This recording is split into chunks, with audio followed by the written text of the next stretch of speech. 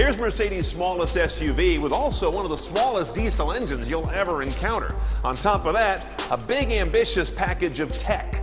Let's see what size it presents as we drive this 2013 GLK250 and check the tech. Now, the first thing you're going to notice on this guy is that it doesn't look like any other Mercedes. You're going to wonder who Daddy was. It bears no DNA resemblance to basically anything else they make. Not quite sure how that happened, but you'll either look at it and say that is a really handsome small SUV, or it looks a lot like a 2005 Forester, or both. Now, the first thing when you get in this Mercedes, you realize what they haven't done is downscale the interior. It's the same look, the same styling, and the same high-quality materials you'll find in the bigger SUVs or across their line. So that's good. Let's start with our basic control. Mercedes hasn't changed that in ages. You've got the command knob with a back and a clear button. They've always had pretty darn good map quality, and that hasn't changed. Destination entry, of course, by voice is very simple. Enter destination. Please repeat. Enter destination. Right off the bat, you know this is going to annoy me. Please wait. Please select a line number. 2. Number 2. Because I have to do every little piece of the Do you address. want to enter town first? One talk at a time. Or street first? Enter town first. Please select a line number. I hate that. Enter state and city and number. Please wait. I hate that. Please select a line number. Town name. Oh. So let's go to media now. Lots of sources, AM and FM with HD radio, satellite radio. Again, that's optional, by the way. Disc, DVD is optional. Music register is a 10 gig hard drive. Not interested, but you can get it if you want.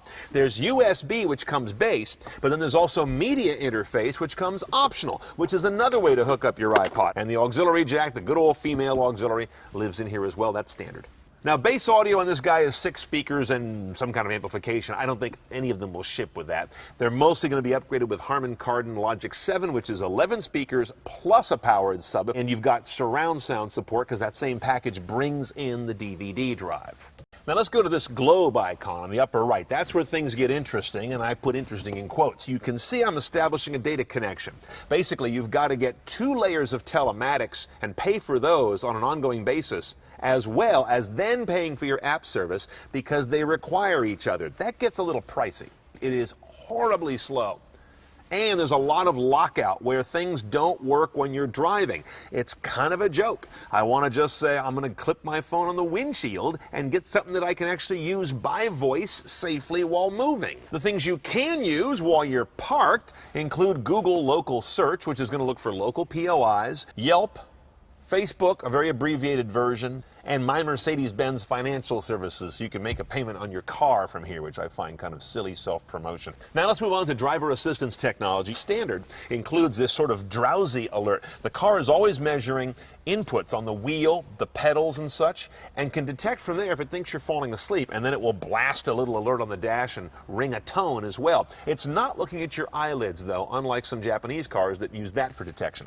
There is passive, lane drift warning, and blind spot warning. You can also step up to active on both of those, along with adaptive cruise control that maintains speed and distance. And you have to option into a rear camera. That makes me nuts. Vehicles that cost far less often do.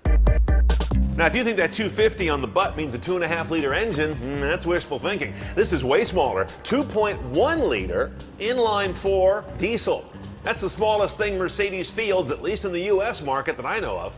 Now, the key to this little guy working out are turbos, 2 of them. It's a true bi-turbo. A small high-pressure one up near at the top. It's actually on the exhaust manifold. And a larger lower-pressure turbo downstream the exhaust away. 200 horsepower specifically. That's okay. 369 foot-pounds of torque. There's your key. That helps to move this 4,300-pound vehicle up to 60 in just 7 seconds, which is quite respectable for its weight and its profile, while delivering 2433 mpg, which we'll check out the reality of when we go on the road in a moment. By the way, all these GLK250s go out to a 7-speed, true cogged automatic, and all these guys are 4MATIC all-wheel drive. Let's go for a run. One of the first things I notice about the GLK250 is what I don't notice about the GLK250.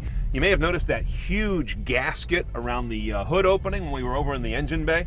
That, I believe, has to be an example of the effort that they've gone to try and seal out or at least isolate that diesel clatter.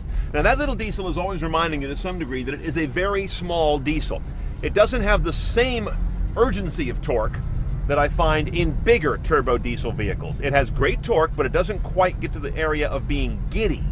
It's just sufficient to ample, which is absolutely fine.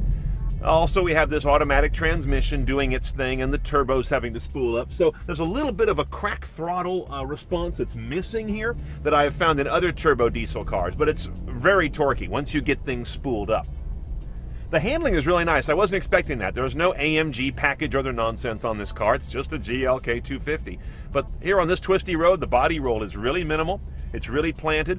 It's very different than the RAV4 we had a couple days ago when it was all, swinging to and fro like a ship.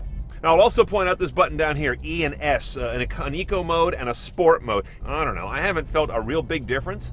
I think if anything, it tends to change the transmission behavior more than throttle response.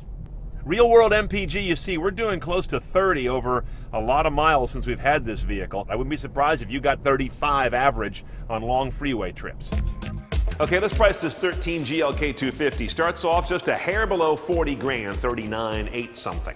Then there's the premium package for about 3,400. Panoramic roof, power liftgate, satellite radio, Harman Kardon Logic 7 audio, $800. That's a definite. $2,800 for a driver assistance package that has active blind spot and lane departure tech and adaptive cruise control. All of those active. We're looking at a car that is pushing 51,000 done CNET style, but not even fully loaded. And you're looking at a vehicle that should have really good durability, partly because of that diesel.